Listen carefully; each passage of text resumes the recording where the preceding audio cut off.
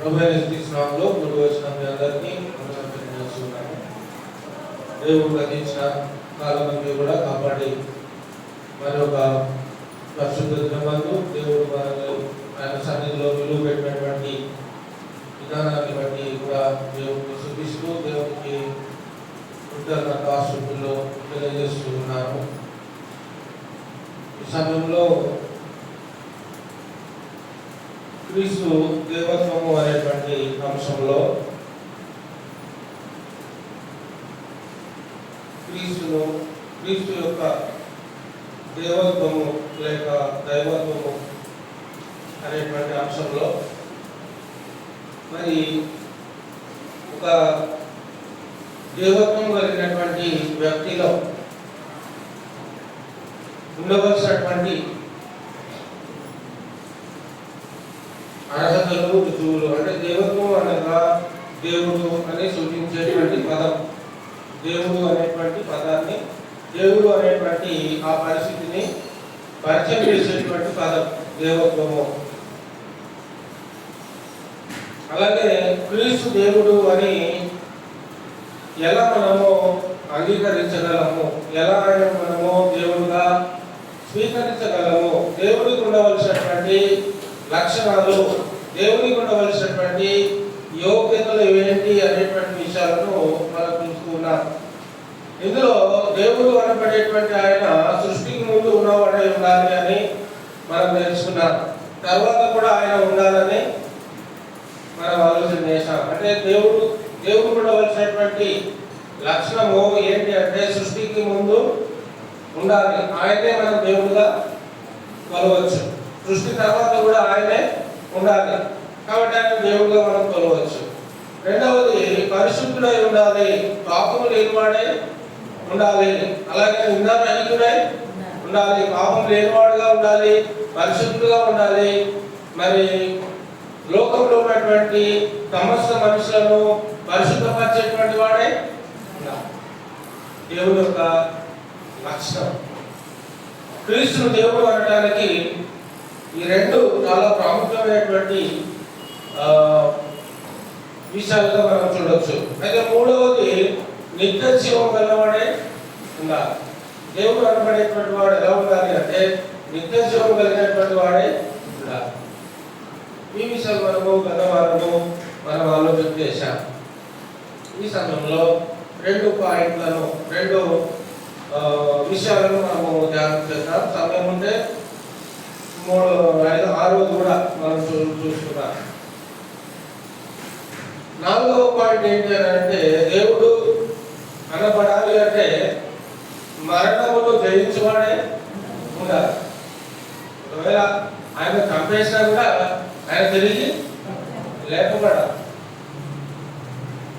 కాబట్టి ఇందులో క్రీస్తు కూడా మరణించిన వాడై ఆయన తిరిగి లేపబడిన వాడుగా మనకు కనబడతా ఉన్నాడు. ఆయన మృతులలో నుండి ఆయన చనిపోతాడని, తర్వాత ఆయన 3వ దినాన లేస్తాడని ఆయనే స్వయంగా చెప్పుకున్నటువంటి వచనాలు మనకి చాలా దొరుకుతాయి బైబిల్లో.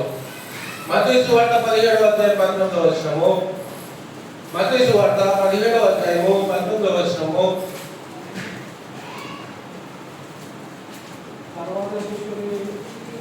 తర్వాత శిష్యులు ఏకాంతంగా యేసునొద్దకు వచ్చి మేమెందుకు చేత దీనిని వెళ్ళగొట్టలేకపోతుంది అని అడిగి, అందుకు ఆయన 22 వారు గలిలయలో సంచరించుచుండగా యేసు మనుష్య కుమారుడు మనుషుల చేతికి అప్పగింపబోతున్నాడు, వారు ఆయనను చంపుదురు, 3వ దినమున ఆయన లేచునని వారితో చెప్పగా వారు బహుగా దుఃఖపడింది. ఇక్కడ యేసుక్రీస్తు వారు ఏం చెప్తున్నాడు తన శిష్యులతో అంటే, గలిలయలో సంచరిస్తుండగా యేసు మనుష్య కుమారుడు మనుష్యుల చేతికి అప్పగింపబడబోచున్నాడు అంటే శిలువ మరణానికి ఆయన అప్పగింపబోచున్నాడు అంటే మనుషులందరూ కూడా ఆయనను అప్పగిస్తారు, శిలువ మరణానికి అప్పగిస్తారు, ఆయనను చంపేస్తారు అనేటువంటి విషయాన్ని కూడా తనకు తానుగా ఈ మాటలను తెలియజేసుకుంటూ ఉన్నాడు. తర్వాత ఏం చెప్తున్నాడు? వారు చంపుదురు. చంపుదురు అంటే చంపుదురు అంటే దాని అర్థం ఏంటంటే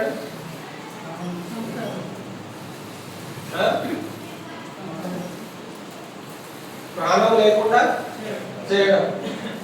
ప్రాణం లేకుండా చేయడమే చంపడం. అయితే ఇక్కడ యేసుక్రీస్తు వారు శరీరధారిగా ఈ లోకంలో వచ్చినప్పుడు ఆయనను చంపుతారు అనేటువంటి విషయాన్ని తెలియజేస్తున్నారు. చంపేస్తారు, ప్రాణం లేకుండా నాకు సిలువకి అప్పగిస్తారు, ప్రాణం తీసేస్తారు అని చెప్తా ఉన్నాడు. చంపడం అంటే అదే కదా. చంపేస్తారంటే ఇంకా నన్ను దానికి అర్థం అయిపోయింది. అయితే దీని గురించి ఇంకా వివరణ ఇవ్వాల్సినటువంటి అవసరం లేదు. నన్ను చంపుదురు కానీ తిరిగి మూడవ దినమున నేను లేస్తాను అని చెప్తారు. నిజంగా యేసుక్రీస్తు మనుషుడైతే, నిజంగా యేసుక్రీస్తు వారు యోసేపు కుమారుడు మరియ కుమారుడు అయితే ఆయన చంపేస్తే తిరిగి లేవద్దు, అంతేనా? ఆయన చంపేస్తే తిరిగి మూడవ దినమున ఆయన లేవద్దు. యోసేపు కుమారుడు అయితే, మరియమ్మ కుమారుడు అయితే. ఎందుకు నేను ఇంకోసారి చెప్తున్నానంటే, మరి మరియమ్మ యేసుక్రీస్తును కన్న తర్వాత మరియమ్మ ఇంకా 3 కుమారులను అన్నది. ఇంకా 3 కుమారులను కన్నది. ఆ 3 కుమారులు కూడా చనిపోయారు, మళ్ళీ తిరిగి లేపబడ్డారు. అంటే యేసుక్రీస్తును చంపేసినా కూడా ఆయన తిరిగి మూడవ దినమున లేచాడు. ఆయన సమాధి నేటి వరకు కూడా ఖాళీగానే ఉంది. సమాధిలో ఆయన కులిపోయినటువంటి ఆ దేహం ఏమి ఆయన సమాధిలో లేదు. కానీ యేసుక్రీస్తు దేవుడు అనడానికి ఇది కూడా ఒక బలమైనటువంటి కారణముగా మనం చూడవచ్చు. మార్కు సువార్త 9వ అధ్యాయం 9వ వచనము. మార్కు సువార్త 9వ అధ్యాయము 9వ వచనము.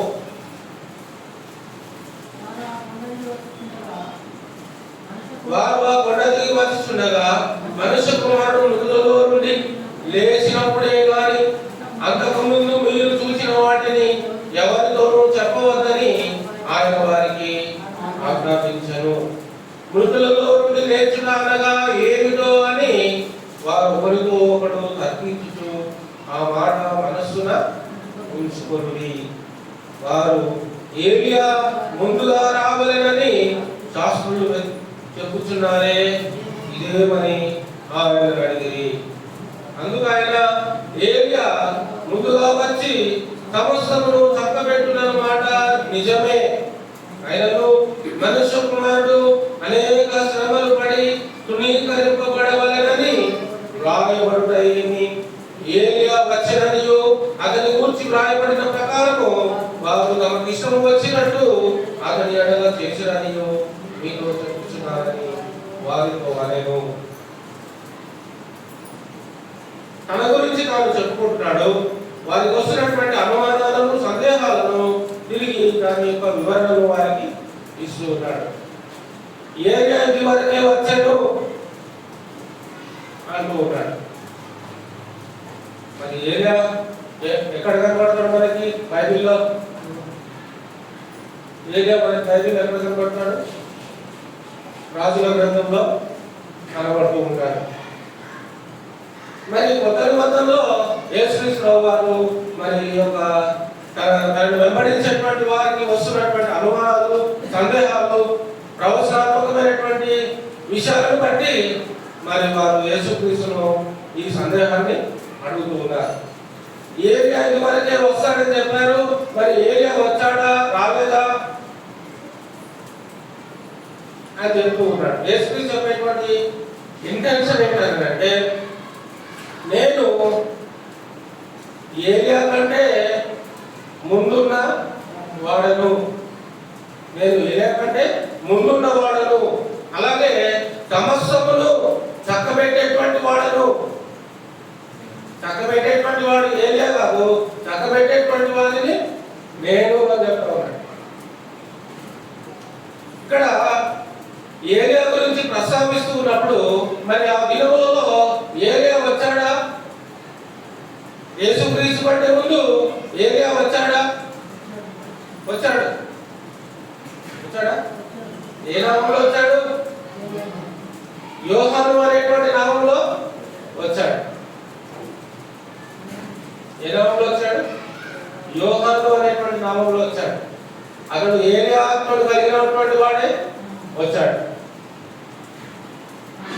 బాప్తిస్మం ఇచ్చే యోహాను ఎవరంటే ఏలియా ఆత్మను కలిగిన వాడుగా వచ్చాడు. బాప్తిస్మం ఇచ్చే యోహాను. ఆ ఏలియా గురించి మాట్లాడుకుంటున్నారు ఇక్కడ. అక్కడ యోహాను అనే మాట రాయబడ్డది, కానీ యేసుక్రీస్తు చెప్పే వ్యక్తి గురించి ఎవరి గురించి చెప్తున్నాడు అంటే యోహాను గురించే చెప్తున్నాడు అక్కడ యేసుక్రీస్తు. ఒకసారి మనం చదువుతాం. వారు ఏలియా ముందుగా రావాలని శాస్త్రులు చెప్పుచున్నారే, ఇదేమని ఆయన అడిగి, అందుకు ఆయన ఏలియా ముందుగా వచ్చి సమస్తమును చక్కబెట్టుకున్న మాట నిజమే, ఆయనను మనుష్య కుమారుడు అనేక శ్రమలు పడి తృణీకరింపబడవలని రాయబడతాయేమి. ఏలియా వచ్చన నీవు? ఏలియా ఏమయ్యాడట? ఏలియా వచ్చాడు. తర్వాత అతని గురించి రాయబడిన ప్రకారము వారు ఏం చేశారు అంటే తమకు ఇష్టం వచ్చినట్టు అతని ఎడల చేసిరి. ఒంట రోగుల వస్త్రములు కలిగినటువంటి వాడే యోర్దాను నదిలో అనేక మందికి మాకు మనుషుల విషయమైనటువంటి బాప్తిజం ఇచ్చేటువంటి ఈయనను చెరసాల్లో బంధించారు. చివరికి ఏం చేశారు అంటే చివరికి హేరోదు యొక్క సహోదరి నాట్యమాడినప్పుడు అతని జన్మదినం సందర్భంలో ఏమంటే కుమార్తెనా? హేరోదు కుమార్తె నాట్యం ఆడినప్పుడు మరి నీకేం కావాలో కోరుకొని అడిగితే ఆమె ఏం కోరుకుంటుంది? చెరసాల్లో ఉన్నటువంటి యోహాను తల ప్లేట్లో పెట్టి తీసుకొని రండి అని కోరుకుంటుంది. ఆమె కోరిక చూడండి. చెరసాల్లో ఉన్నటువంటి అప్పటికే యోహాను చెరసాల్లో వేయబడ్డం అనేది జరిగింది. అయితే బర్త్డే సెలబ్రేషన్ చేసుకుంటున్నారు, అంతా బాగానే ఉంది. బాగా నాట్యం ఆడి హేరోదు యొక్క హృదయాన్ని జయించినటువంటి కుమార్తె. హేరోదు తన కుమార్తెను మెచ్చుకొని ఏం కావాలో కోరుకో, నువ్వు ఏం కోరుకున్నా నేను ఇస్తానని మాట ఇచ్చినప్పుడు ఆ కుమార్తె తండ్రితో ఏం కోరుకుంటుందంటే చెరసాలలో ఉన్నటువంటి యోహాను వాళ్ళ నరికి ఒక గిన్నెలో పెట్టి నా ముందుకు తీసుకొని అంటే యేసుక్రీస్తు వారు అదే మాటని ఇక్కడ జ్ఞాపకం చేస్తూ ఉన్నాడు. ఏమే వచ్చిననియు అతని గురించి వ్రాయబడిన ప్రకారము వారు తమకు ఇష్టం వచ్చినట్టు అతని చేసినను మీతో చెప్పుచున్నానని వారితో అంటే యోహానుతో ఎలా ప్రవర్తించారు? చాలా ఘోరంగా కఠినంగా వ్యవహరించారు. ఆయన ఇష్టం వచ్చినట్టుగా ఆయన చిత్రవద చేసి చంపేశారు అనేటువంటి విషయాన్ని తెలియజేస్తున్నారు. ఇక్కడ ఏం చెప్తున్నాడు యేసుక్రీస్తు వారు అంటే నన్ను చంపేసినా కూడా నేను తిరిగి లేస్తాను. కానీ యోహాను చంపేసిన తర్వాత యోహాను తిరిగి లేవలేదు. అది చెప్తున్నాడు. యోహాను చంపేశారు కానీ ఆయన తిరిగి లేపబడలేదు. కానీ మనుష్య కుమారుని చంపినప్పుడు ఆయన 3వ దినం తిరిగి లేస్తాడు. మృతులలో నుండి లేపబడుతున్నటువంటి పరిస్థితి. ఎవరైతే మృతులలో నుండి లేపబడి ఆ వ్యక్తి మాటలు మాట్లాడుతున్నప్పుడు బోధ చేస్తున్నప్పుడు ఆ బోధకి చాలా ప్రాముఖ్యత ఉంటుంది. అందుకే ధనవంతుని యొక్క కోరిక ఏంటి? ఆ యాత్ర పెట్టబడేటువంటి ఆ స్థలంలో అతడు వెళ్ళిన తర్వాత ఆత్మ వెళ్ళిన తర్వాత అతడు అబ్రహాము ఏం కోరుకుంటున్నాడు? అది కదా దాని తర్వాత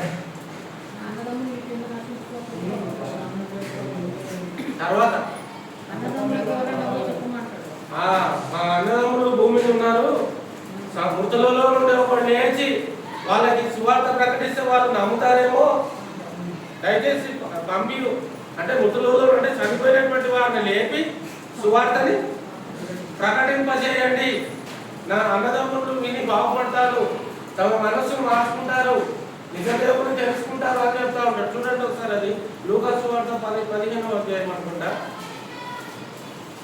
లూకాసు సువార్త 15వ అధ్యాయం అనుకుంటా అండి.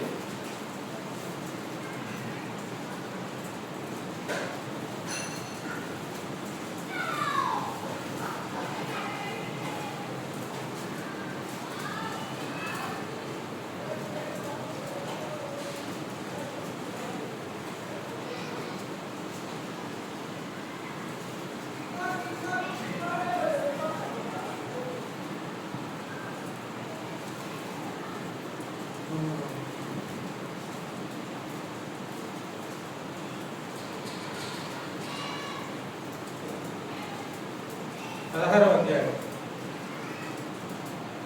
24 నుంచి ఉన్నాయి.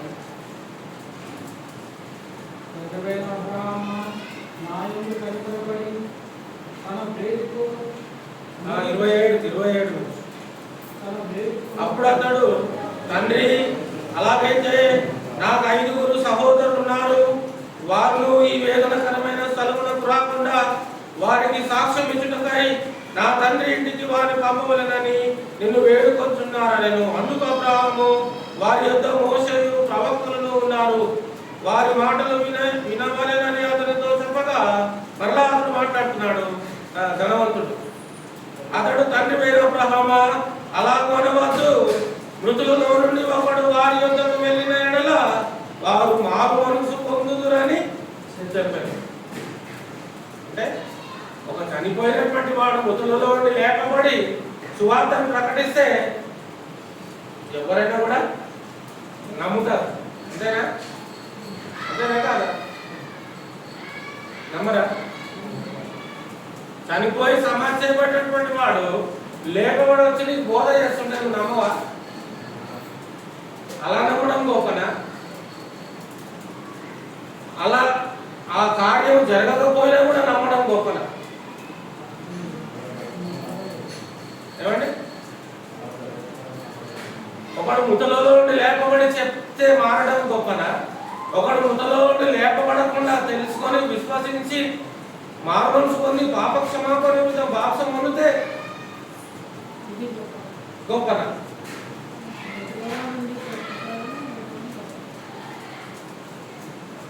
చెప్పరు.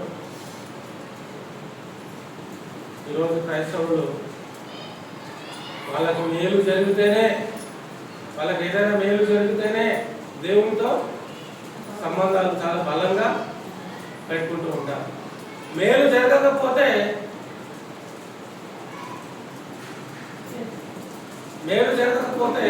అంత బలంగా దేవునితో ఉంటారు. అది విశ్వాసమేనా? విశ్వాసం అంటే ఏంటి అనేది మనం ఆలోచన చేసినప్పుడు హెబ్రీ పత్రిక 11వ అధ్యాయము 1వ వచనం చెప్తాడు. విశ్వాసం అంటే ఏంటో చెప్తాడు.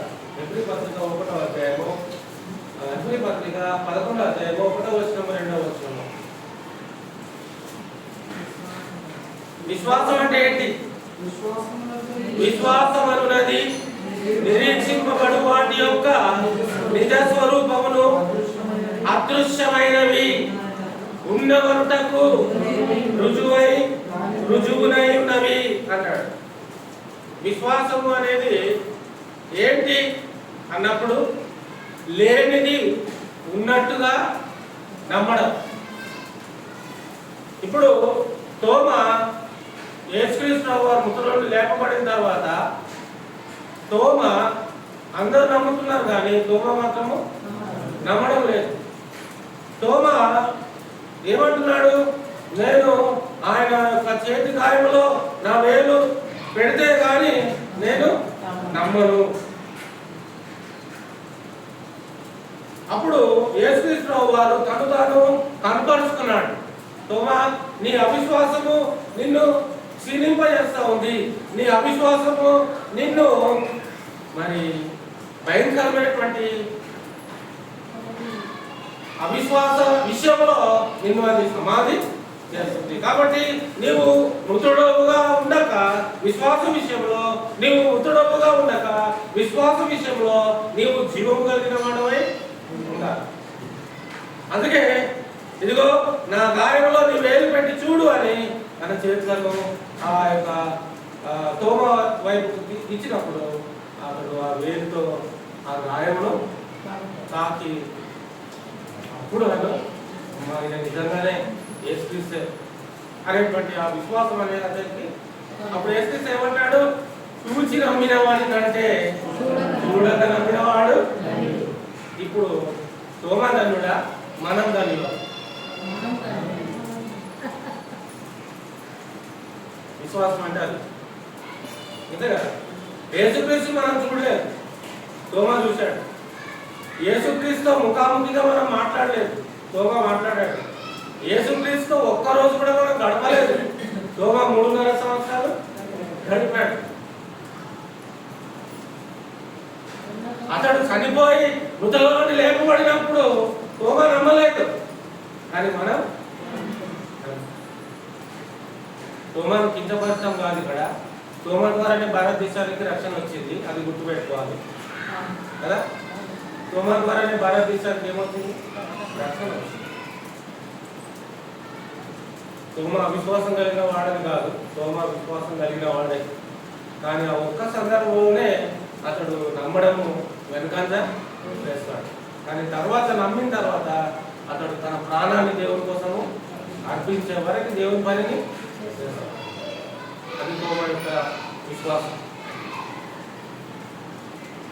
నిజంగా దేవుడు అనబడేటువంటి వాడు మరి శరీరధారిగా ఈ లోకానికి వచ్చినప్పుడు ఆయన చంపేసినా కూడా ఆయన తిరిగి 3వ దినమున లేకపోతాడు. చాలా మంది ఈరోజు మరి ప్రపంచంలో దేవుడుగా కొలుస్తూ ఉంటారు, కొంతమంది సజీవ సమాధి అయినటువంటి వారిని కూడా దేవుడుగానే కొలుస్తారు.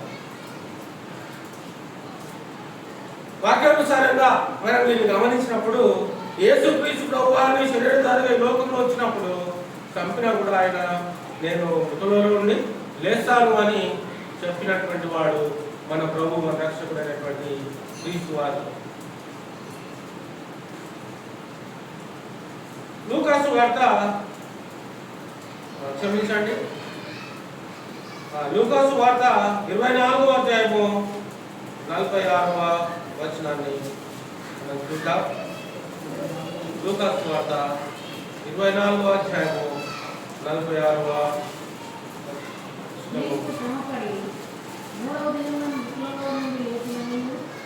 క్రీస్తు శ్రమపడి 3వ దినమున మృతులలో నుండి లేచుననియు యెరూషలేము మొదలుకొని సమస్త జనములలో ఆయన పేరట మారు మనస్సును పాపక్షమాపణయు ప్రకటింపబడుననియు రాయబడి ఉన్నది. క్రీస్తు శ్రమ పడతాడు, తర్వాత 3వ శ్రమ పడడం అంటే మరణించడం అని, శ్రమపడి మరణించడం అనేది, శ్రమ పడడం అనేటువంటి మాటకి అర్థం ఏంటంటే శ్రమపడి మరణించడము, ప్రాణం పోగొట్టుకోవడము. కానీ 3వ దినమున తిరిగి ప్రాణాన్ని తీసుకొని లేపబడతాడు అని ప్రకటింపబడిందంట. ముందే ప్రకటింపబడిందంట. అది ఎవరు ప్రకటించారు? ఎవరైతే ప్రాణం పెట్టాడో ఆయనే ప్రకటించుకున్నాడు.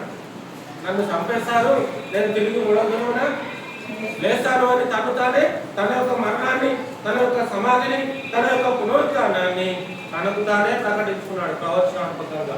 అవి మనం ఇంతకు చూసాం, మత్తయి సువార్తలో, మార్కు సువార్తలో మనం చూసాం. మరి యేసుక్రీస్తు కంటే ముందు క్రీస్తు యొక్క మరణాన్ని, ఆయన సమాధిని, ఆయన పునరుత్థానాన్ని ఎవరైనా ప్రకటించారా? యేసుక్రీస్తు కంటే ముందు పాత నిబంధనలో. కీర్తనల గ్రంథము 16వ అధ్యాయము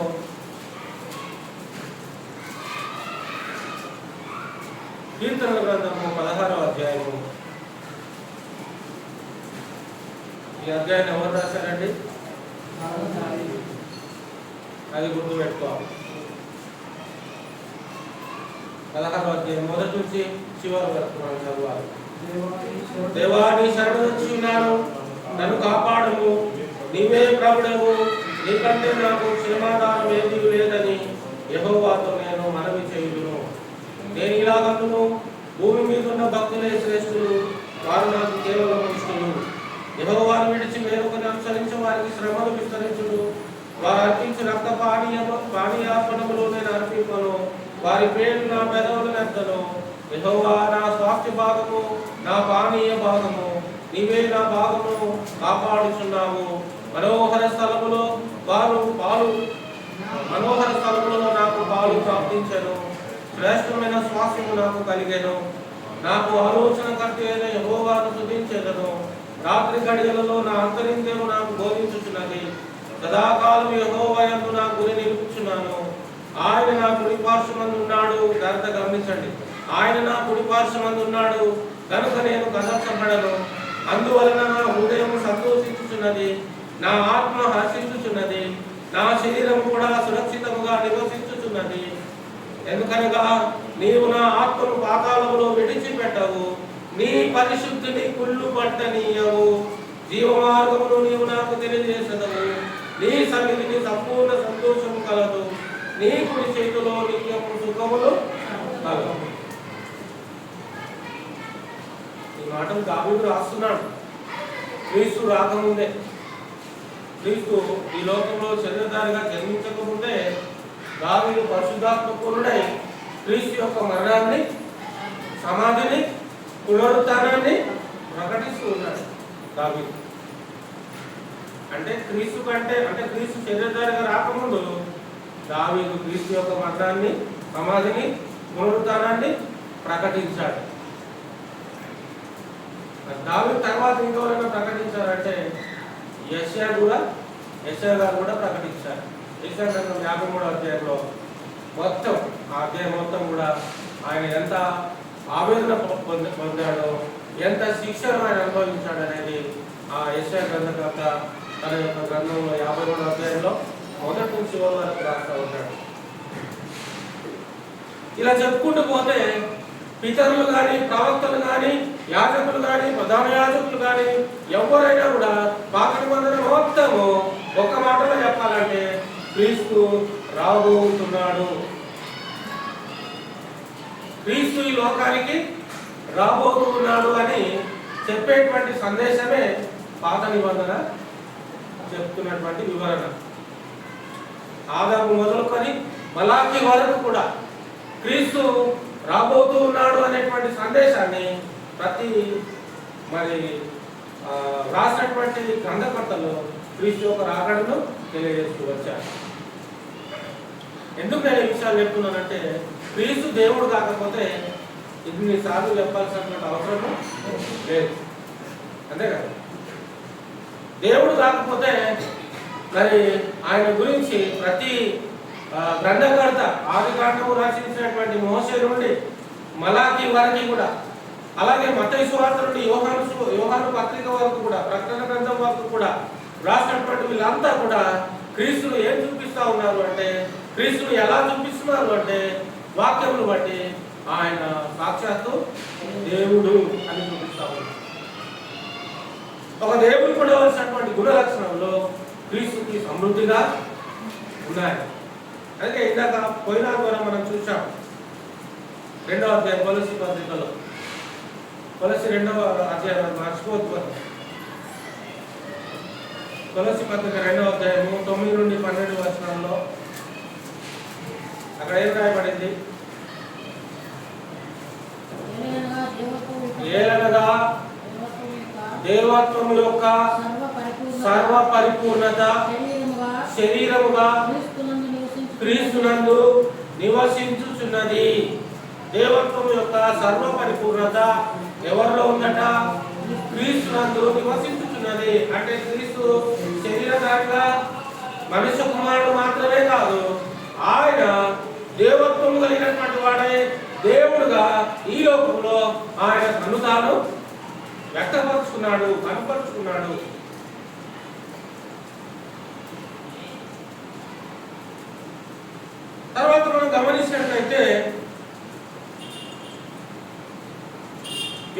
సువార్త 20వ అధ్యాయము 9వ వచనం కూడా ఈ సందర్భంగా మనము తీయవలసినటువంటి అవసరం ఉంది. యోహాను సువార్త 20వ అధ్యాయము 9వ వచనం అండి.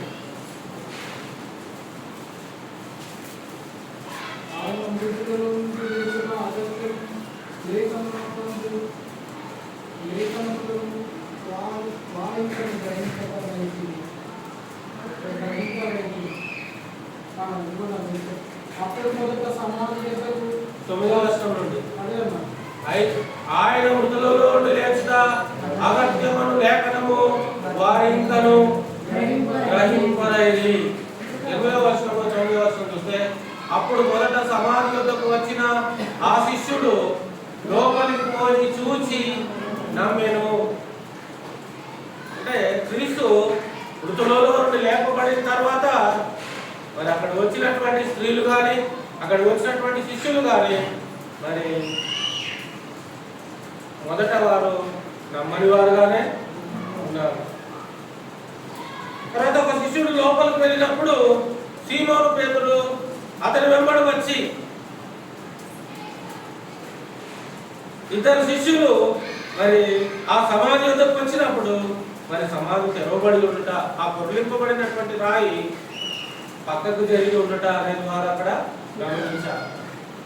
సమాధి లోపలికి వెళ్ళి చూసినప్పుడు అక్కడ నారబట్టలు మాత్రమే మిగిలి ఉన్నాయి, కానీ అక్కడ క్రీస్తు యొక్క దేహము అక్కడ కనబడటం లేదు.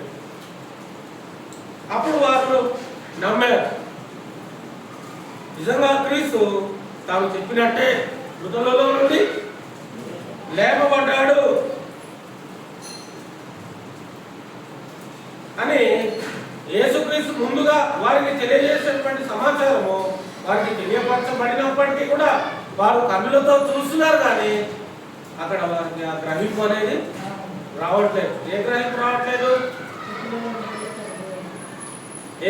రావట్లేదు? వారికి కన్నులతో చూస్తున్నారు. యేసుక్రీస్తును ఏ సమాధిలో అయితే పెట్టారో ఆ సమాధిలోనికి వెళ్ళిపోయారు. యేసుక్రీస్తును సమాధి చేసినప్పుడు ఏ బట్టలు అయితే ఆయన దేహానికి చుట్టారో ఆ బట్టలు అక్కడ ఉండటం కూడా వాళ్ళు తమ కన్నులతో చూశారు, కానీ సమాధిలో దేహము లేదు. మరి యేసుక్రీస్తు అంతకంటే ముందు వాళ్ళకి చెప్పినటువంటి మాటలు వారికి జ్ఞాపకం రావడం లేదు.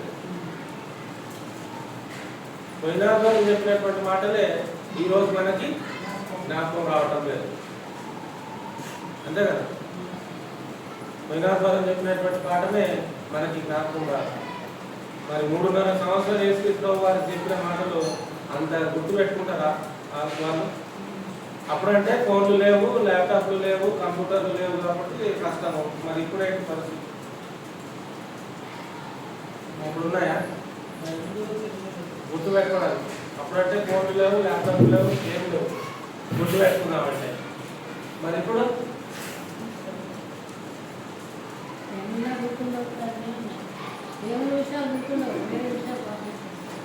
అప్పుడెక్కడ గుర్తు పెట్టుకోవాలా, ఇప్పుడెక్కడ గుర్తు పెట్టుకోవాలా? పరిస్థితులను బట్టి, అవకాశాలను బట్టి, మనకున్నటువంటి అవకాశాలను బట్టి మనం దేన్ని గుర్తు పెట్టుకోగలుగుతాం. ఆ కాలంలో గుర్తు పెట్టుకోగలుగుతామా? ఈ కాలంలో గుర్తు పెట్టుకోగలుగుతామా? ఏ కాలంలో ఉంచినా గుర్తు పెట్టుకోవాలనేది దేవుని యొక్క ఉద్దేశం. కంప్యూటర్లు ఉంటేనే ఒకలాగా, కంప్యూటర్ లేకపోతే ఒకలాగా. అంతకు ఎప్పుడైనా మనం మనుషులం అనేటువంటి సంగతి మనం గుర్తుపెట్టుకోవాలి. దేవుడు మనిషికి ఇవ్వాల్సినటువంటి ఆలోచనలు ఇచ్చాడు, జ్ఞానాన్ని ఇచ్చాడు, జ్ఞాపక శక్తిని ఇచ్చాడు, ఆరోగ్యాన్ని ఇచ్చాడు, ఆయుష్ని ఇచ్చాడు. కంప్యూటర్లు ఇవన్నీ కూడా మనుషులు తయారు చేసుకున్నటువంటి వస్తువులు. ఏదేమైనప్పటికీ కూడా అందుకే దేవుడు ఏమన్నాడంటే, ఏమన్నాడు? బుద్ధి లేని కన్యకలతో వాళ్ళకు ఏం సందేశము ఇచ్చాడు? పెళ్లి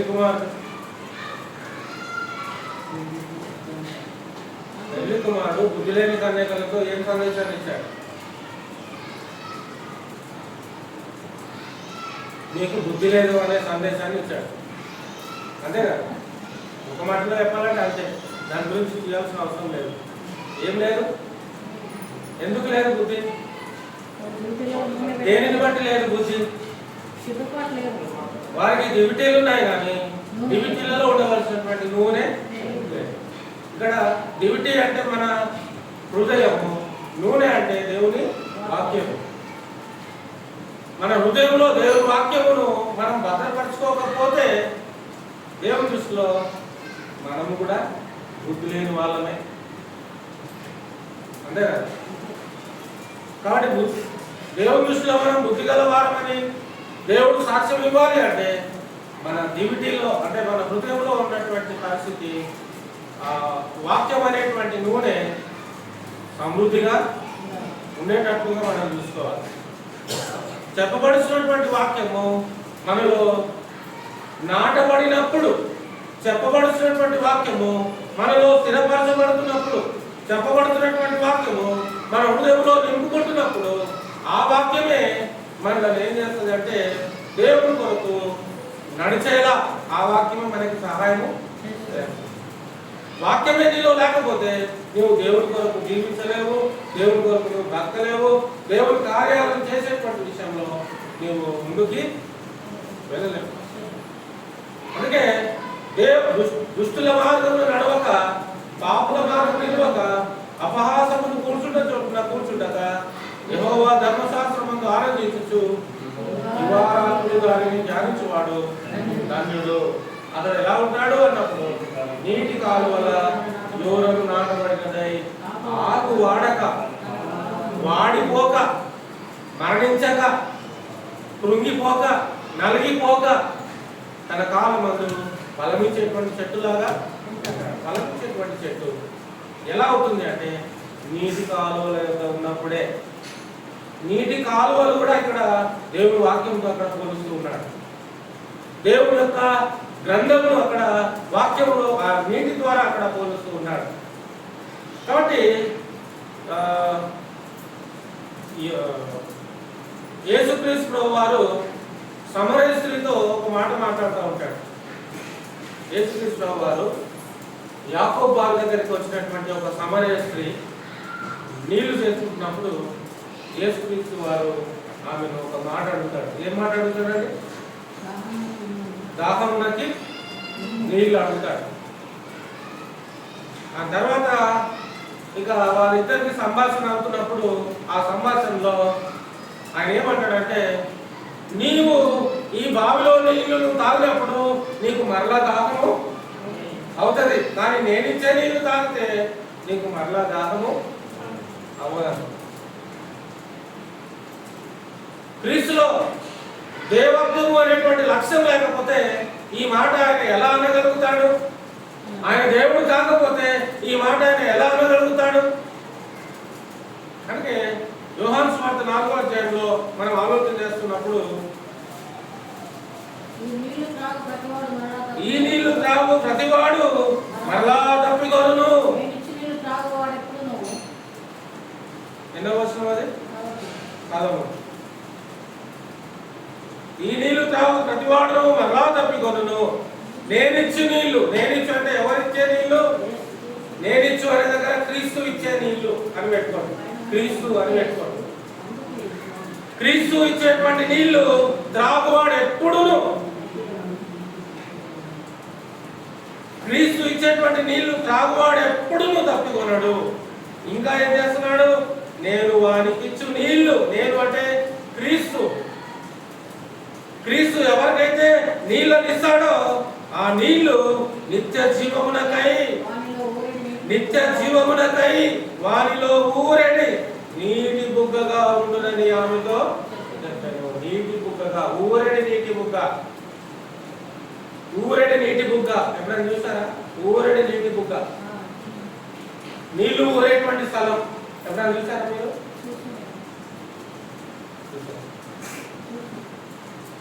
నేను కూడా చూసా.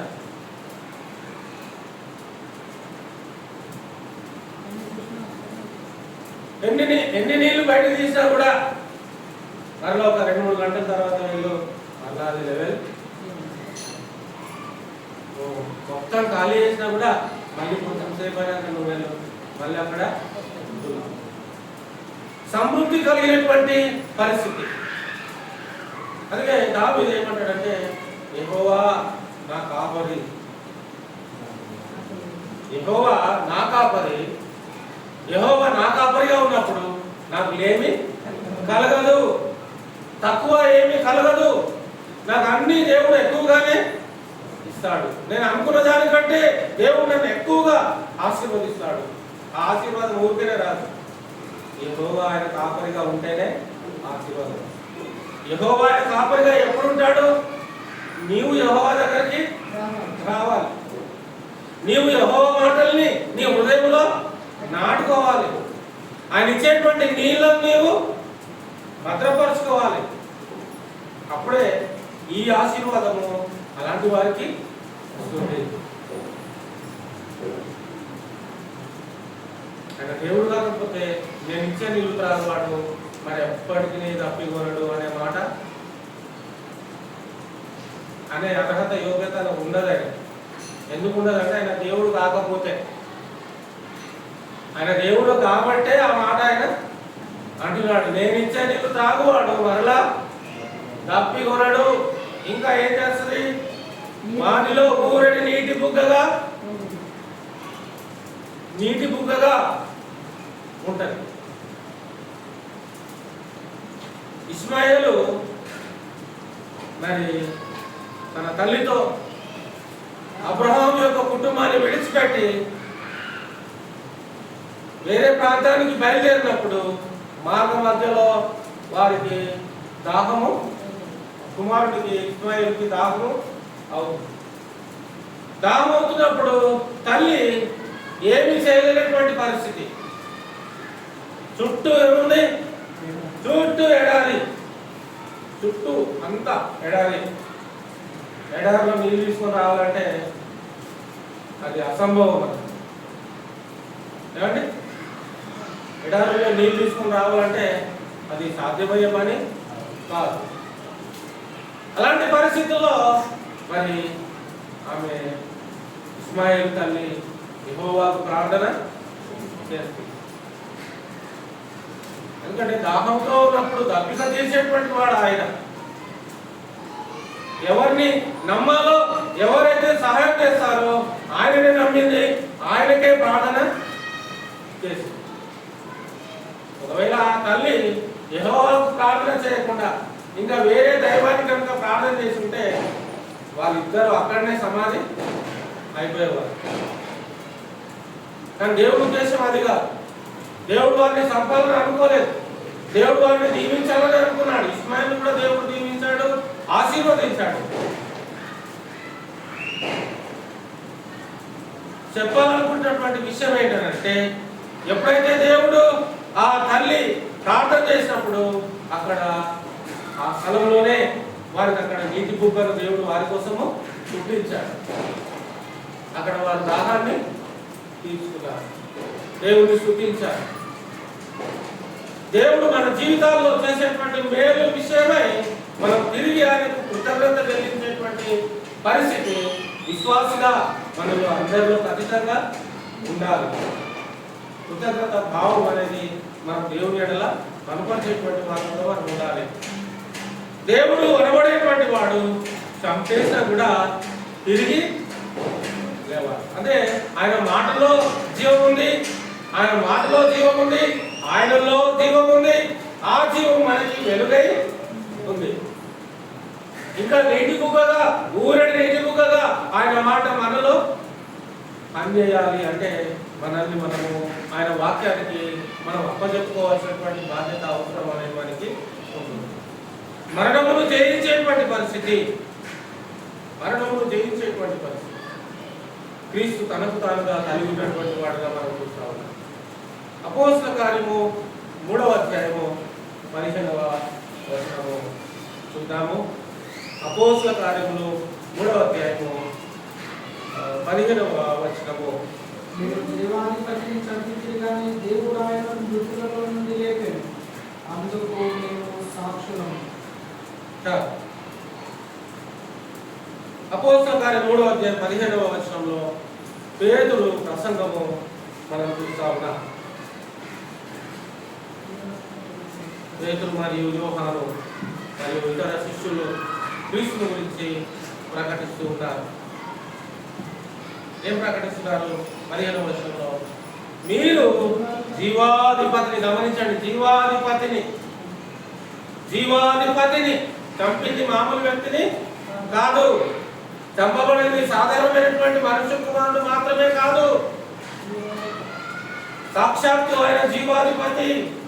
జీవాధిపతి అంటే అర్థం ఏంటి? జీవాధిపతి అంటే అర్థం ఏంటి చెప్పండి? జీవాధిపతి అంటే అర్థం ఏంటి అన్నప్పుడు జీవానికి అధిపతి. జీవానికంటే ఆ జీవంలో ఎవరెవరు రావాలి? ఇప్పుడు జీవాధిపతి అంటే యేసుక్రీస్తు జీవాధిపతి ఏమండి?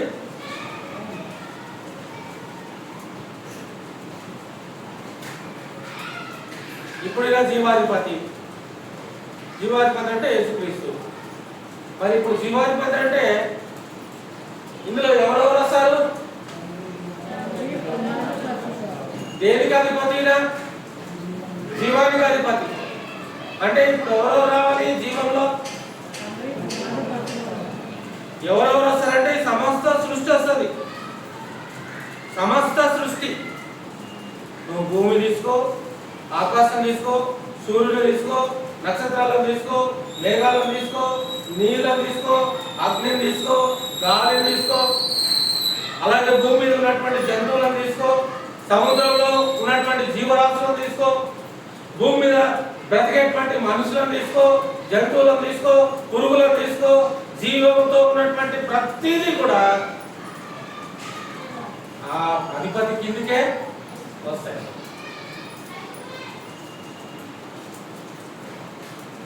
పేతురు ఏ ఉద్దేశంతో ఇక్కడ ఈ మాటలు చెప్తున్నాడు? మీరు జీవాధిపతిని చంపితిరి. మీరు జీవాధిపతిని చంపితిరి. ఒక వ్యక్తి జీవాధిపతిని చంపగలడా? ఒక వ్యక్తి జీవాధిపతిని చంపగలడా అంటే అది అసాధ్యం. అది అసాధ్యం. కానీ క్రీస్తు విషయమై అది సాధ్యమయ్యేలా అయింది. అంటే క్రీస్తే తన్ను తాను వ్యక్తులుగా చేసుకొని వచ్చిన విధానాన్ని బట్టి మరి ఒక మనిషి ద్వారా ఆయన తన ప్రాణాన్ని పోగొట్టుకోగలిగాడు. ఇక్కడనే చాలా మంది అంగీకరించదు. ఆయన క్రీస్తును దేవుడుగా అంగీకరించకపోవడానికి కారణం ఇదే అని చూపిస్తారు. తన్ను తాను కాపాడుకోలేని వాడు దేవుడు ఎలా అవుతాడు అనేటువంటి ఆ అనుమానము, ఆ సందేహము ఈ కార్యం నిమిత్తమై వస్తూ ఉంటుంది. కానీ పేతురు చెప్పేటువంటి ఇంటెన్షన్ ఏంటి? పేతురు ఏ ఉద్దేశంతో చెప్తున్నాడు క్రీస్తు అంటే ఆయన జీవాధిపతి. అలాంటి అధిపతి అయినటువంటి ఆయనను మీరందరూ ఏం చేశారంట? సిలువకు అప్పగించి చంపేశారు. ఆయన పొజిషన్ ఏంటి? అంటే జీవాధిపతి, ఉన్నతమైనటువంటి వాడు, అధికారం కలిగినటువంటి వాడు. ఏమండి? జీవాధిపతి అంటే అందరికీ జీవమును, ఊపిరిని దయచేసేటువంటి వాడు. ఈరోజు మనము జీవము కలిగి బ్రతుకుతున్నాము అంటే దానికి కారణం ఎవరు అంటే ఇదిగో ఈ జీవాధిపతే. ఆదాములో ప్రాణం ఎలా వచ్చిందంటే ఇదిగో ఈ జీవాధిపతే. అవ్వలో ప్రాణం ఎలా వచ్చిందంటే ఇదిగో ఈ జీవాధిపతే. ఈ భూమిలో ఉన్నటువంటి జంతువులకి ప్రాణం ఎక్కడి నుంచి వచ్చిందంటే ఇదిగో ఈ జీవాధిపతి మూలంగానే వచ్చింది కాదా? ఏమండి? భూమి తనకు తానుగా తిరుగుతుంది అంటే ఎలా తిరుగుతుంది అంటే ఇదిగో ఈ జీవాధిపతి చేయబట్టే. ఇంకా చెప్పాలి అంటే సృష్టికర్త అయిన దేవుణ్ణి మీరు చంపారు అని చెప్తున్నాడు పేతురు. జీవాధిపతి అంటే ఏంటి? సృష్టించినటువంటి వారిని మీరు చంపారు. సృష్టికర్త అయినటువంటి వాడు. జీవాధిపతి ఇటువంటి సృష్టికర్త కాడా?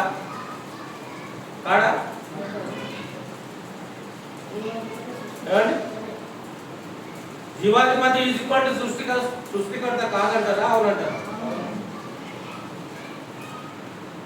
ఇక్కడ జీవాధిపతిని మీరు చంపితిరి అని ప్రస్తావిస్తూ వెంటనే ఆయన చెప్తున్నటువంటి మాటలు మనం ఆలోచన చేస్తున్నప్పుడు అపోజినటువంటి పౌలు గారు, పేతురు, యోహాను గారు 3వ అధ్యాయం 15వ వచనంలో, మీరు బైబిల్ తీసుకున్నారో లేదో కానీ, మీరు జీవాధిపతిని చంపితిరి కానీ దేవుడు ఆయనను మృతులలో నుండి లేపెను. దేవుడు ఆయనను మృతులలో నుండి లేపెను. అందుకు మేము సాక్షులము. అందుకు అనే దగ్గర ఫుట్నోట్ ఉంది, 3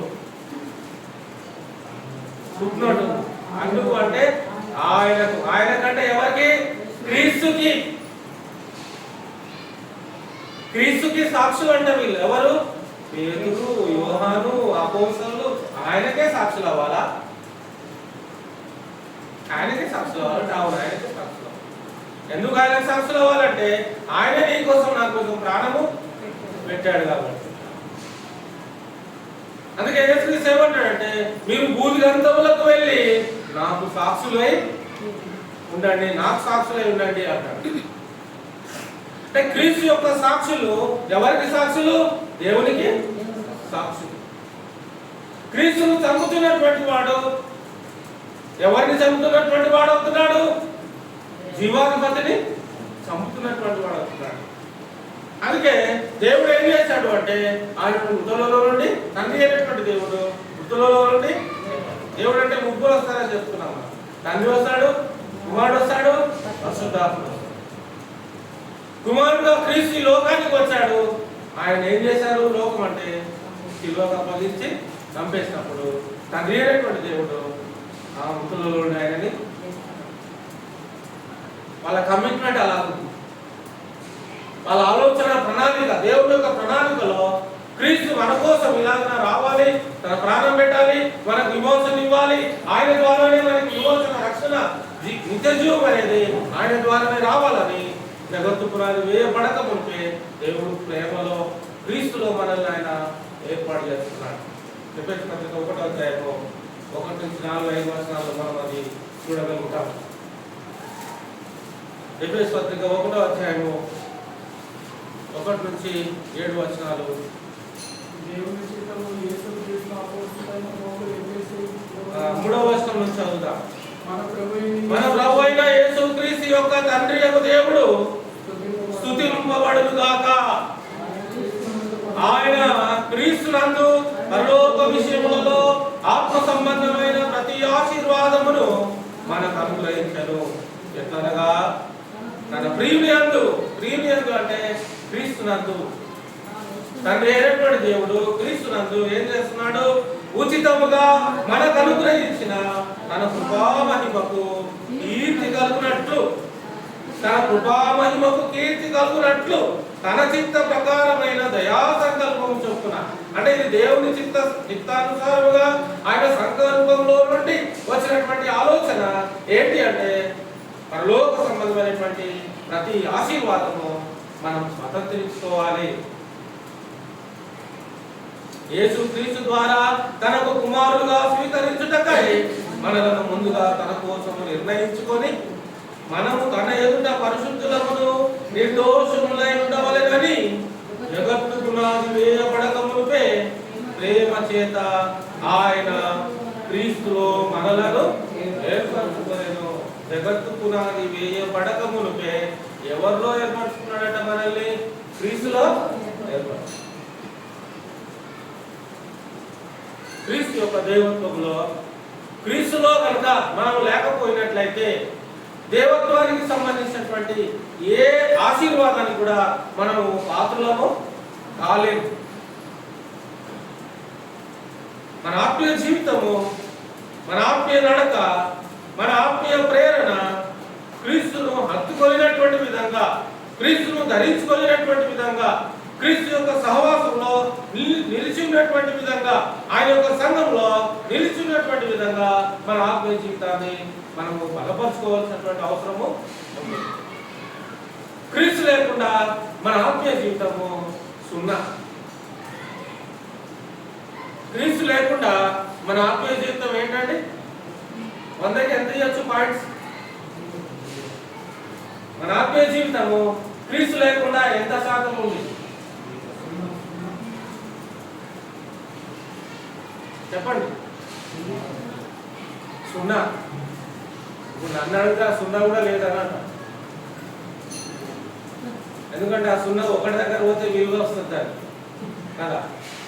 ఆ ఒకటే లేకపోతే ఈ 0కి విలువ ఉందా? కాబట్టి 0 అనకుండా కూడా నో ప్రాబ్లం, అదే కదా. క్రీస్తు ఉంటేనే మనకు విలువ, క్రీస్తు లేకపోతే మనకు విలువ. అందుకే పేతురు మీరు జీవాధిపతిని చంపారు, దేవుడు ఆయన మృతుల నుండి లేపాడు.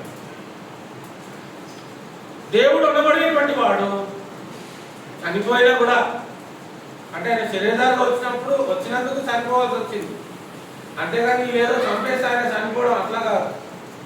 ఇదంతా కూడా ఒక ప్రణాళిక, దేవుని యొక్క ప్రణాళిక. ఈ ప్రణాళికలో ఆయన మరణించవలసిన అవసరం ఉంది కనుక, ఆయన మరణించకపోతే మనకు రక్షణ లేదు కనుక అందుకు ఆయన మరణించాల్సిన పరిస్థితి వచ్చింది. కానీ ఆయన బలహీనుడై మరణించడం కాదు ఆ అర్థం. ఆయన చాతగాని వాడుగా మరణించడం కాదు దాని అర్థం. అందుకే పేతురు ఏమంటున్నాడంటే దేవుడు ఆయన మృతుల నుండి లేపాడు, దీనికి మేము సాక్షులము. మరణించినటువంటి వాడు తిరిగి మృతుల నుండి లేకపోతాడు.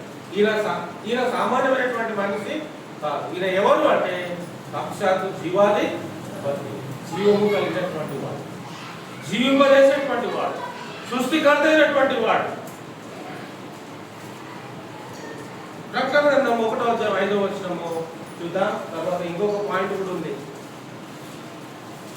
ఆ పాయింట్ కూడా మనం చూసుకొని ముగించుకుందాం తొందరగా. ప్రకటన గ్రంథము 1:5 అండి. ప్రకటన గ్రంథము 1:5. అదే నమ్మకమైన సాక్షి మృతులలో నుండి ఆది సంభూతుడిగా లేచిన వాడు, భూపతులకు దిగని అయిన యేసు క్రీస్తు నుండి కృపా సమాధానములు మీకు కలుగును గాక. ఇక్కడ ఏమంటున్నాడు యోహాన్ గారు, ఏం రాస్తున్నాడు అంటే 7 సంఘాలకి శుభమని చెప్పి రాస్తూ ఉన్నాడు. ఏమంటున్నాడు చూడు, 4వ వచనం కూడా చూస్తే ఇంకా మజా వస్తుంది. యోహాను ఆసియాలో ఉన్న 7 సంఘములకు శుభమని చెప్పి వ్రాయినది, వర్తమాన భూత భవిష్యత్ కాలములలో ఉన్నవాని నుండి, ఆయన సింహాసనం ఎదుటనున్న 7 ఆత్మల నుండి, నమ్మకమైన సాక్షియు, మృతులలో నుండి ఆది సంభూతునిగా లేచిన వాడును, భూపతులకు అధిపతియునైన యేసు క్రీస్తు నుండి కృపా సమాధానములు మీకు కలుగును గాక. ఈయన ఎవరికి అధిపతి? ఎవరికంటే అధిపతినా?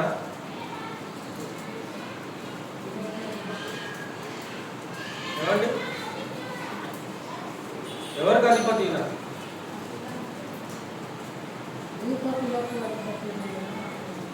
పరలోకానికి అధిపతి ఈయన. అధిపతి అంటే ఏంటో తెలుసా? దాని అర్థం, అధిపతి అంటే అర్థం ఏంటో తెలుసా? ఓనర్, యజమాని. పరలోకం ఎవరిది? దేవుంది. పరలోకం ఎవరిది? కుమారుంది. పరలోకం ఎవరిది? ఆత్మది. ఇంకా పరలోకం ఎవరిది అంటే దేవుణ్ణి సేవించేటువంటి దూతలది కూడా.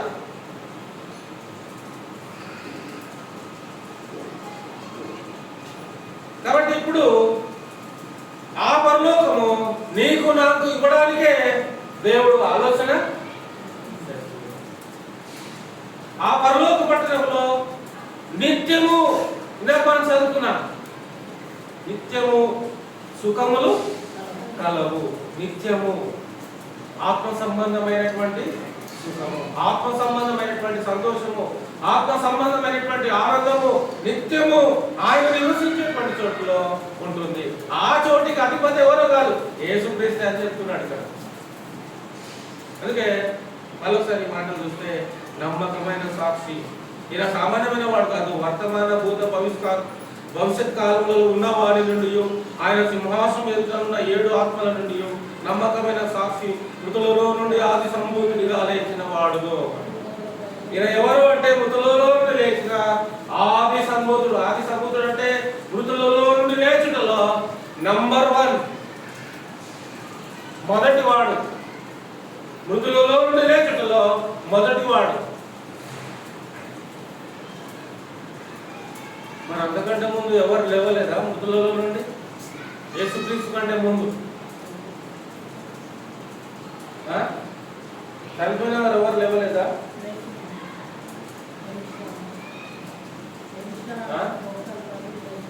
చనిపోయిన వారిని ఎవరు మృతుల్లో నుండి లేవలేదా అంతకుముందు? మరి యేసుక్రీస్తు ఎలా మొదటివాడు అవుతాడు? అది వాళ్ళు లేపబడ్డా మళ్ళీ చనిపోయారు. కానీ యేసుక్రీస్తు వారు లేపబడిన తర్వాత ఇంకెప్పటికైనా చావాలి. ఇంకొక విషయం ఏంటంటే ఈయన మాత్రమే పరలోకానికి వెళ్ళినటువంటి వాడు. అక్కడి నుండి వచ్చి తన పనిని ముగించుకొని మరలా ఆ పరలోక పట్టణంలోనికి ప్రవేశించినటువంటి ఆ విషయంలో ఈయన మొదటివాడుగా, మృతులలో నుండి లేచుటలో మొదటివాడే, పరలోకానికి తిరిగి వెళ్ళటంలో కూడా ఆయన మొదటివాడే. అందుకే ఆయన ఏమంటాడంటే నేనే మొదటివాడును, నేనే కడపటి వాడును.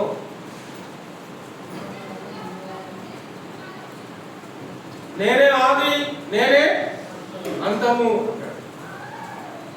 ఆదిలో ఉన్నవాడు ఆయనే, అంతంలో ఉండబోయేవాడు కూడా ఆయనే అంటూ ఉంటాడు. అంటే మృతులలో నుండి లేచుటలో ఆది సంభూతుడుగా ఉన్నాడు.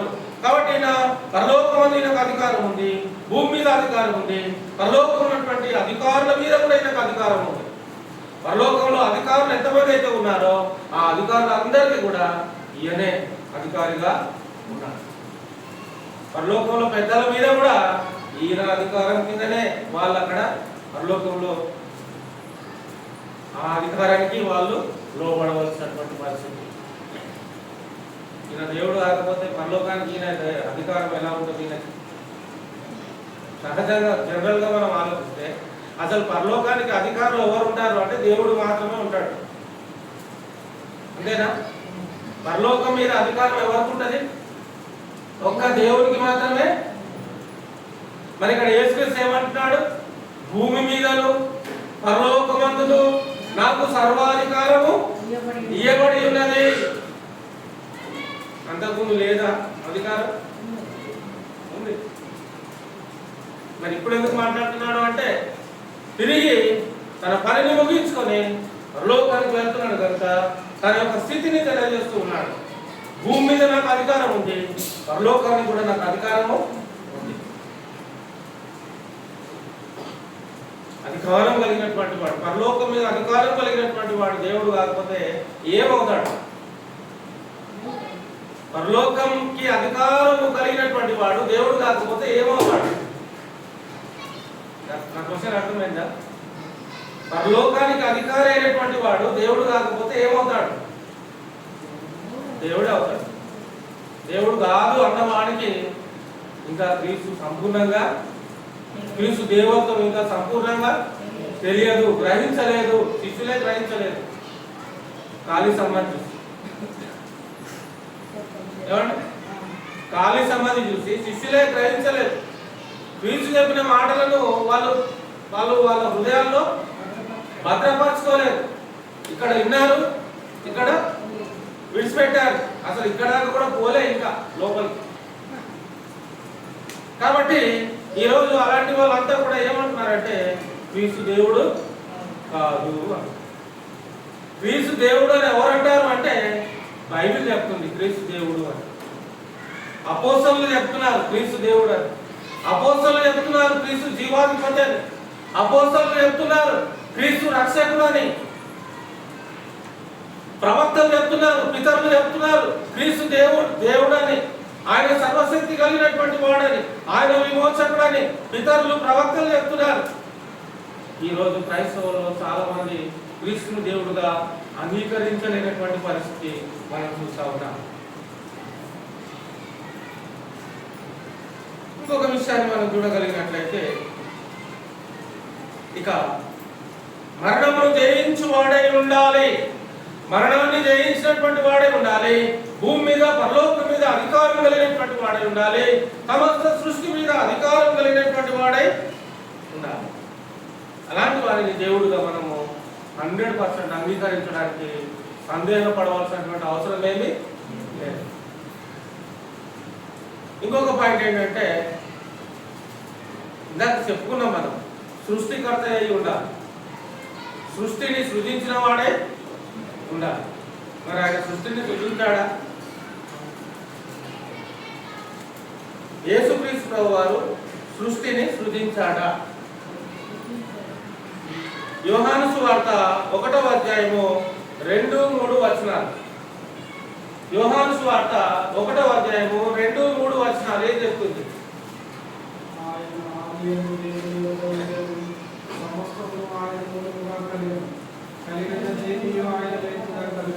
చాలు 3-4 వచనాల్లో ఏం చెప్తున్నాడంటే,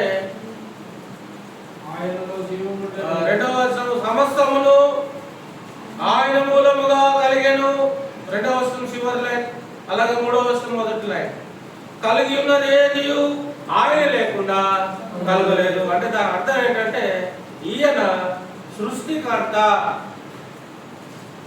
ఎవరైనా సృష్టికర్త.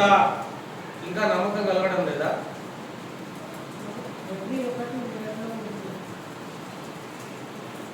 పదవ వచనం కూడా చూడండి, ఇదే అధ్యాయం యోహాను సువార్త 1వ అధ్యాయం 10వ వచనం కూడా, ఆయన లోకంలో ఉండెను, లోకం ఆయన మూలముగా కలిగెను. లోకం ఆయన మూలముగా కలిగెను. లోకం ఎవరి మూలంగా కలిగింది? క్రీస్తు మూలముగా లోకము కలిగింది. లోకం అంటే సృష్టి అంతా, నీకు కనబడే సృష్టి, నీ కళ్ళకి ఎంత అయితే కనిపిస్తుందో, నువ్వు ఆకాశం వెళ్ళిన తర్వాత నీకు అక్కడ ఎంత అయితే కనిపిస్తుందో, నువ్వు వేరే మండలాలకి వెళ్ళిన తర్వాత అక్కడ నీకు ఎంత అయితే కనిపిస్తుందో, ఈ ఆకాశంలో ఉన్నటువంటి మండలాలు ఎన్నైతే మండలాలు ఉన్నాయో అన్ని మండలాలు, నక్షత్ర మండలాలు అన్నీ కూడా ఆయన మూలముగానే కలిగేది. ఆయన మూలముగానే కలిగినట్టే దాని అర్థం ఏంటంటే ఆయనే వాటిని సృజించాడు, కలగజేశాడు అని దాని అర్థం. ఓనర్, క్రియేటర్, సృష్టికర్త. హెబ్రీ పత్రికలో కూడా మనం చూడగలుగుతాము. హెబ్రీ పత్రిక 1వ అధ్యాయంలో మనకి, హెబ్రీ పత్రిక 1వ అధ్యాయము 1వ వచనంలో, ఆయన కుమారుని సమస్తమునకును వారసునిగా నియమించెను, ఆయన ద్వారా ప్రపంచములను నిర్మించెను. ఆయన ద్వారానే ఈ ప్రపంచములు, ఈ యుగములు అన్ని కూడా ఆయన ద్వారానే వచ్చాయి, ఉనికిలోనికి వచ్చాయి. ఉనికిలోనికి ఎవరి ద్వారా వచ్చాయి? ప్రపంచంలో ఎవరి ద్వారా వచ్చాయి? యుగములు ఎవరి ద్వారా వచ్చాయి అంటే ఆయన ఉనికి నుండే ఇవన్నీ వచ్చాయి. ఇప్పుడు యుగాల గురించి మాట్లాడాలంటే ఎవరి పేరు తీసుకురావాలి? యుగం పేరు చెప్పాలంటే ఎవరి పేరు తీసుకురావాలి? క్రీస్తు పేరు లేకుండా నీవు యుగమును ప్రచురణ చేయలేవు. క్రీస్తు పేరు లేకుండా నీవు లెక్క పెట్టలేవు కాలాన్ని. క్రీస్తు లేకుండా నువ్వు కాలాన్ని లెక్క పెట్టలేవు. ఇది వాస్తవం, ఇది నిజం. ఎందుకు అంటే ఆయన మూలముగానే ఈ ప్రపంచం కలిగింది కాబట్టి చెప్పే ప్రతి వాడు కాలాన్ని లెక్క పెట్టాలంటే నీవు క్రీస్తు లేకుండా కాలాన్ని లెక్క పెట్టడం అనేది అది ఇంపాసిబుల్.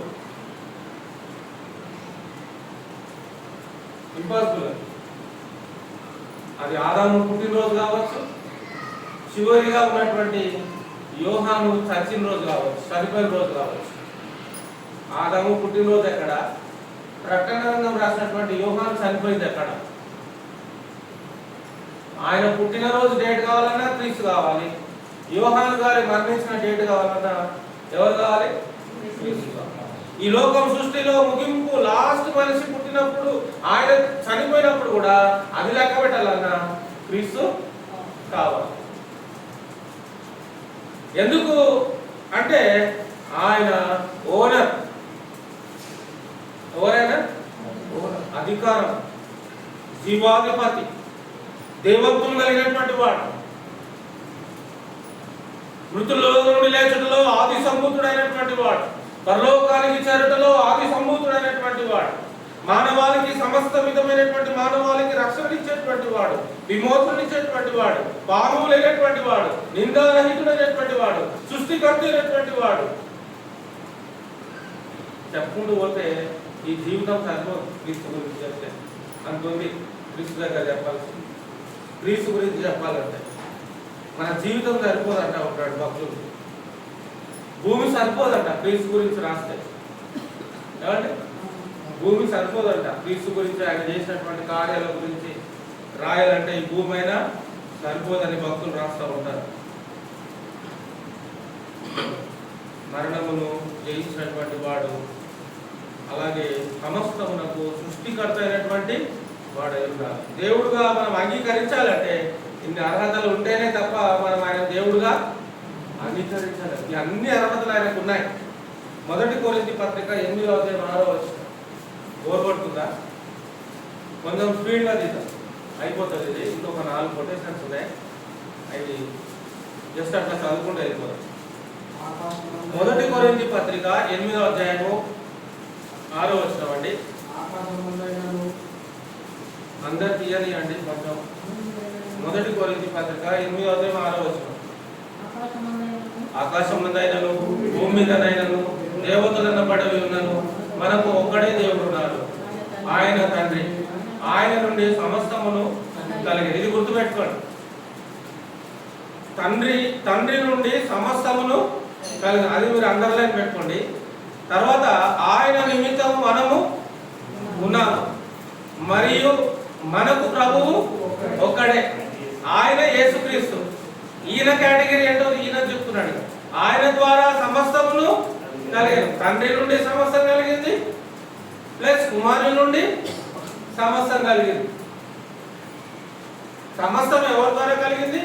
తండ్రి నుండి సమస్తం కలిగింది, కుమారుని ద్వారా కూడా సమస్తం కలిగింది. ఏమైనా తేడా ఉందా?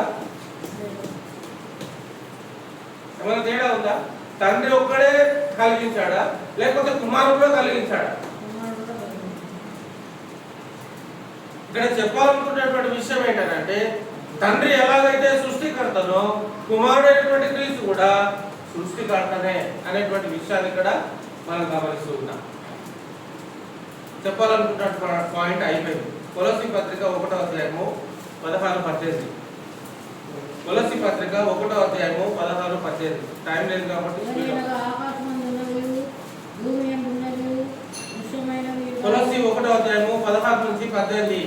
ఆకాశమందు ఉన్నవనియు భూమి యందు ఉన్నవనియు దృశ్యమైనవి గాని అదృశ్యమైనవి గాని అవి సింహాసనములైనను ప్రభుత్వములైనను ప్రధానులైనను అధికారులైనను సర్వమును ఆయన యందు సృజింపబడెను. సర్వమును ఆయన ద్వారాను ఆయనను బట్టి సృజింపబడెను.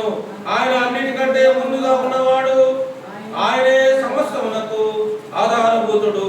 సంఘమునకు శరీరమునకు ఆయనే శిరస్సు. ఆయనకు అన్నిటిలో ప్రాముఖ్యం కలుగు నిమిత్తము ఆయన ఆది నుండి మృతులలో నుండి లేచటలో ఆది సంభూతుడు ఆయన. ఇంకా చదువుకుంటూ పోతే ఇంకా ఇస్తున్నట్టు క్రీస్తు యొక్క గొప్పతనము, క్రీస్తు యొక్క దేవత్వంలో ఆయన ఏ స్థానంలో ఉన్నాడు అంటే దేవుడు అనబడేటువంటి స్థానంలో క్రీస్తు అక్కడ కనబడుతూ ఉన్నాడు. ఇర్మియా గ్రంథం 10:12. ఇర్మియా గ్రంథము 10:12. ఇంకా 3, 4, 5, 6, 7, 8, 9 పాయింట్లు ఉన్నాయి. ఇంకా 9 పాయింట్లు 3 వారాలు అవుతుండొచ్చు నాకు.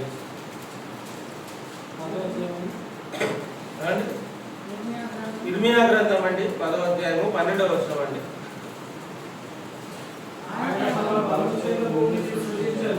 తన జ్ఞానం చేత ప్రపంచం స్థాపించాడు, తన ప్రజ్ఞాంత చేత ఆకాశములను విశాలపరిచాడు. ఆయన ఆజ్ఞనీయగా జలరాశులను ఆకాశ మండలంలో పుట్టెను. భూమి ఆకాశ భాగంలో నుండి ఆయన ఆవిరిని ఎక్కజేయును. వర్షములు కలుగునట్లుగా ప్రకారం ఆయన మెరుగులను పుట్టించును. తన ద్వారా ధాన్యాగారముల నుండి గాలిని విసిరెను. తెలివిలేని ప్రతి మనుషుడు పశుప్రాయుడు, పోతపోయే ప్రతివాడును తాను చేసిన విగ్రహమును బట్టి అవమానం నందుతున్నాడు. అతడు పోతపోసినది మాయారూపము, అందులో ప్రాణమేమీ లేదు. తాను సృజించినటువంటి సృష్టిలో మరి జీవం లేనిదంటూ సృజించినప్పటికీ కూడా ఎక్కువ శాతము ఆయన జీవం కలిగినటువంటి వాటినే ఈ సృష్టిలో ఎక్కువగా పుట్టింపజేస్తాడు, జీవింపజేస్తా ఉన్నాడు. అయితే కొంతమంది ఆయన యొక్క శక్తిని, ఆయన యొక్క జ్ఞానాన్ని, ఆయన యొక్క బలాన్ని, ఆయన యొక్క దేవత్వాన్ని తెలుసుకోలేక, గ్రహించలేక ఆయనను స్తుతించేటువంటి విషయంలో ఆయనకు చెందేటువంటి ఆ కృతజ్ఞత, ఆ ఆరాధన అనేది ఆయనకు చేయట్లేదు, ఆయన గుర్తుపట్టడం లేదని చెప్తున్నాడు. సృష్టికర్త అయినటువంటి నన్ను ఈ జనులు గుర్తుపట్టడం లేదు, నేనే ఈ సృష్టిని అంతా సృష్టించాను, కానీ ఈ జనులు నన్ను గుర్తుపట్టడం లేదు, గ్రహించడం లేదు, నేను ఓనర్లని వీళ్ళకి ఆ గ్రహింపు రావటం లేదని దేవుడు బాధపడతా ఉన్నాడు. నేనే ఈ సృష్టిని సృజించినటువంటి వాడిని. ఇదే ఇర్మియా గ్రంథము 51వ అధ్యాయం 15వ వచనం కూడా చూడాలి. 51:15.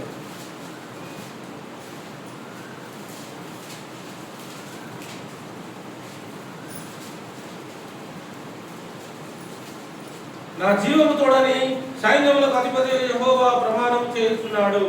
ఆయన తన బలము చేత భూమిని సృజించెను, తన జ్ఞానము చేత ప్రపంచమును స్థాపించెను, తన ప్రజ్ఞ చేత ఆకాశమును విశాలపరచెను. దేవుని యొక్క సృష్టి తన బలము చేత, తన జ్ఞానము చేత, తన శక్తి చేత ఈ సృష్టిని అంతా కూడా తాను సృజించాడు.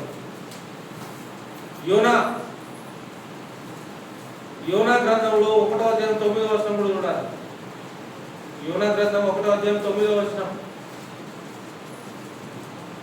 ఏమండి? యోనా గ్రంథము 1వ అధ్యాయము 9వ వచనం అండి. 762 పేజ్. 762 పేజ్. యోనా గ్రంథము 1వ అధ్యాయము 9వ వచనం చూడండి. అతడు వారితో ఇట్లా నేను హెబ్రీయుడను సముద్రములకు. గమనించండి యోనా ప్రజెంటేషన్ ఎలా ఉందో. యోనా ప్రజెంటేషన్ ఎవరి గురించి చేస్తున్నాడు? ఇక్కడ సృష్టికర్త అయినటువంటి దేవుని గురించి ప్రజెంటేషన్ చేస్తున్నాడు. నువ్వు ఎవరు అని యోనా అడుగుతున్నారు పడవలో. ఆ సముద్రం భయంకరమైనటువంటి తుఫానులో యోనా తప్పించుకోవడానికి ప్రయత్నం చేసిన ఆ సందర్భంలో పడవ అయోమయంగా అల్లకల్లోలంగా అవుతూ మునిగిపోయే సమయంలో ఆ పడవలో ఉన్నటువంటి వాళ్ళందరి చీట్లు వేసినప్పుడు, చీటి యోనా పేరు వచ్చినప్పుడు అందరు వచ్చి యోనా పీక పట్టుకుని అడుగుతున్నారు,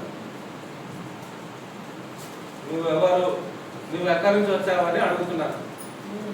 అప్పుడు యోనా ఏం చెప్తున్నాడో చూడండి. అతడు వారితో ఇట్లా నేను హెబ్రీయుడను సముద్రమునకును భూమికిని సృష్టికర్త అయిన ఆకాశమందుండు దేవుడై ఉన్న యెహోవా యందు నేను భయభక్తులు గలవాడనై ఉన్నాను. ఏమని చెప్తున్నాడండి? నేను దేవునికి భయభక్తులు గలవాడనై ఉన్నాను అని ఒకప్పుడు అని చెప్పుకుంటున్నాడు. చెప్పేది కరెక్టే, అబద్ధం కాదు. దూరాన్ని అపవాంఛన వేయకండి. తన ప్రాణం కాపాడుకోవడానికి అక్కడ ప్రయత్నం జరిగింది, కానీ తర్వాత కొన్ని వేల మందిని, లక్షల మందిని దేవుని వైపుకి తిప్పాడు యోనా. ఏమని ఒప్పుకుంటున్నాడు దేవుని అంటే, ఆకాశాన్ని సృజించినటువంటి దేవుడు, భూమిని సృజించినటువంటి దేవుడు, సముద్రాన్ని సృష్టించినటువంటి దేవుడు యెహోవా దేవుడు, నా దేవుడు అని చెప్పుకుంటున్నాడు. నా దేవుడు, ఆకాశాన్ని, ఆ దేవుడికి నేను భయభక్తిని కలిగిన వాడిని ఉన్నాను. అంత గొప్పవాడివి, మరి ఉపారేంటయ్యా నీ పేరు వచ్చింది అని ఇక తర్వాత అనేది మనకి అర్థమైపోతుంది ఏంటి అనేది. ఓకే, అయితే చెప్పుకునేది మాత్రం ఏం చెప్పుకుంటున్నాడు యోనా? దేవుని ఎవరిగా చూపించుకుంటున్నాడు? సృష్టికర్తగా చెప్పుకుంటున్నాడు. అందుకే పేతురు యేసుక్రీస్తును ఎలా చూపిస్తున్నాడు అంటే మీరు జీవాధిపతిని చంపితిరి అని మాట్లాడుతూ ఉన్నారు.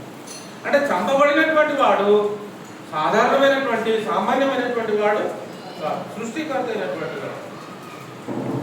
అపోస్తల కార్యం 17వ అధ్యాయం 26వ వచనము, అలాగే ఎఫెసీ పత్రిక 3:11 చూసుకొని ముగించుకుందామండి. అపోస్తల కార్యం 17:26.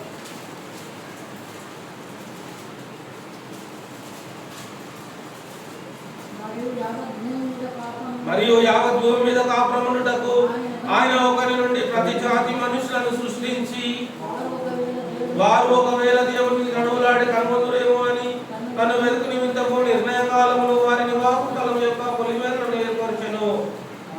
ఆయన మనలో ఎవరికి దూరముగా ఉండువాడు.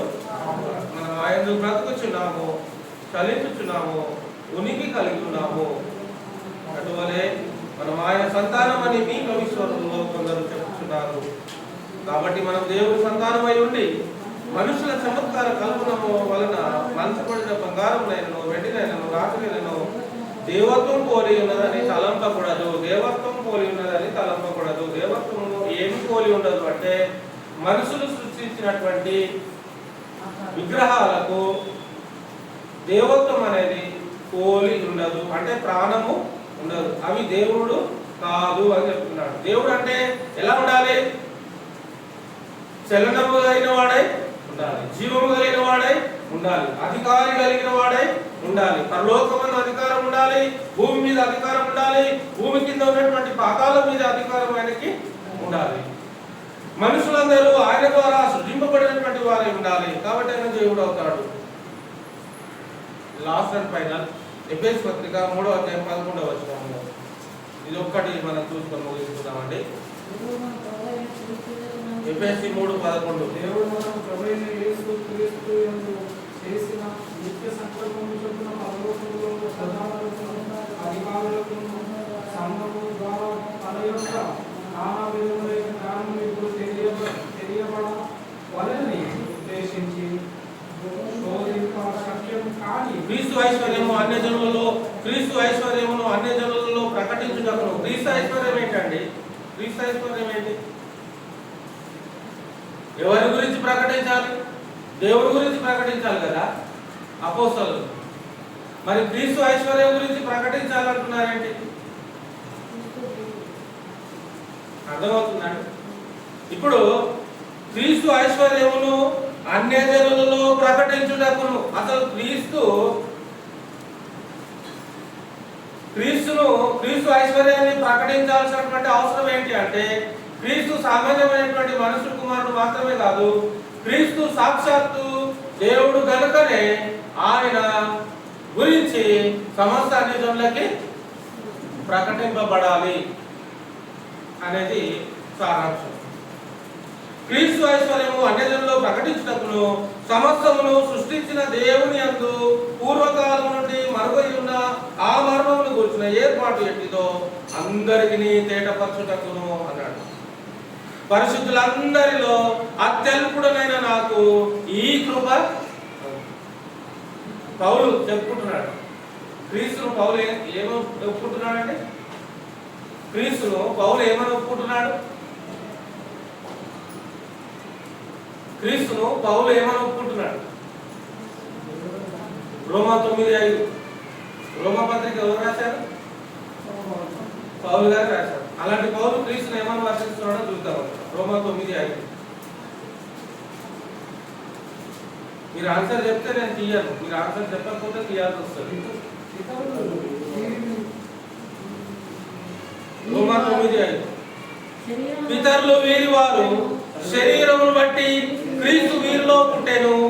ఈయన అంటే ఎవరు? క్రీస్తు గురించి చెప్తున్నాడు పౌలు. ఈయన సర్వాధికారి అయిన దేవుడై ఉండి నిరంతరము స్తోత్రాలుడై ఉన్నాడు. ఆమేన్. అంటే పౌలు క్రీస్తును ఏ విధంగా ప్రకటిస్తున్నాడు అంటే సర్వాధికారి అయిన దేవుడుగా పౌలుగా క్రీస్తుని ప్రకటిస్తున్నాడు. మరి ఎఫెసీ పత్రిక 3వ అధ్యాయంలో క్రీస్తును ఆయన ఏమో ప్రకటిస్తున్నాడు? అత్యల్పుడనైన నాకు ఆయన కృపను బట్టి ఈ అవకాశాన్ని, ఈ గొప్ప భాగ్యాన్ని అత్యల్పుడైనటువంటి నాకు తన కృప ద్వారా ఈ భాగ్యాన్ని ఆయన అనుగ్రహించాడు. ఇక్కడ కూడా క్రీస్తును ఆయన గొప్ప వ్యక్తిగా, గొప్ప దేవునిగా ఆయన తెలియజేసుకుంటూ ఉన్నాడు. సృష్టికర్త అయినటువంటి దేవుడు, అధికారం కలిగినటువంటి దేవుడు అని చెప్తూ ఉన్నాడు క్రీస్తు గురించి. సృష్టికర్త, క్రీస్తు సృష్టికర్త అయినటువంటి వాడు. కాబట్టి ఇప్పుడు దేవుడిగా మనం అంగీకరించాలి అంటే కేటగిరీస్ ఉంటాయి. ఈ కేటగిరీస్ అన్నీ ఆయనకు ఉండాలి, ఈ లక్షణాలన్నీ ఆయనకు ఉండాలి. ఉంటేనే మనం ఆయన దేవుడిగా అంగీకరించాలి. కాబట్టి ఇందులో 5 రకాలైనటువంటి కేటగిరీస్ చూస్తాం.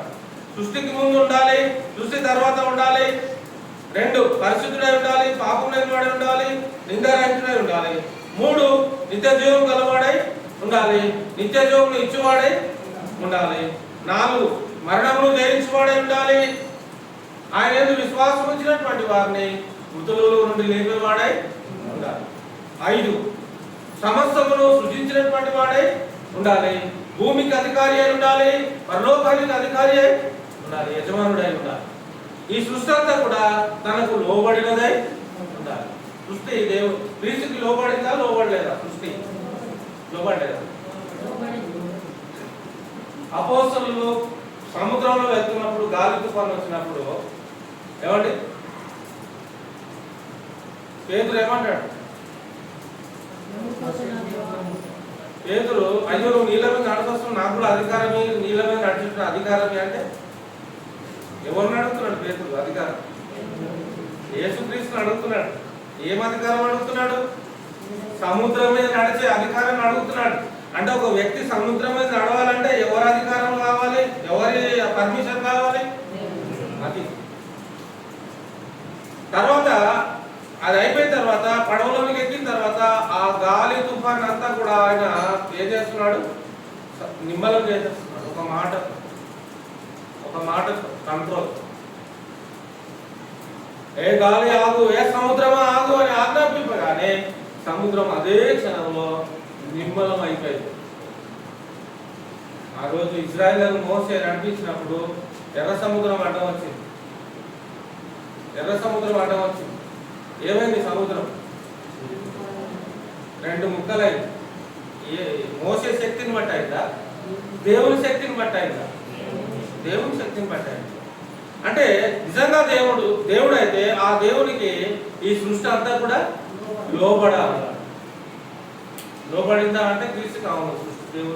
సృష్టి క్రీస్తుకి లోబడింది కాబట్టి క్రీస్తు దేవుడు అనడానికి అనుమానము లేదు. ఇంకా ఉన్నాయి, ఇంకా చాలా పాయింట్స్ ఉన్నాయి. ఒక్కొక్కటిగా మనము ఆలోచన చేసుకుందాం. వచ్చే వారం కూడా దీని కంటిన్యూషన్ ఉంటుంది. దేవుడి మాటలను మనకు ఫలింపజేయగా ఈ సమయంలో పాల్పొందుదాం.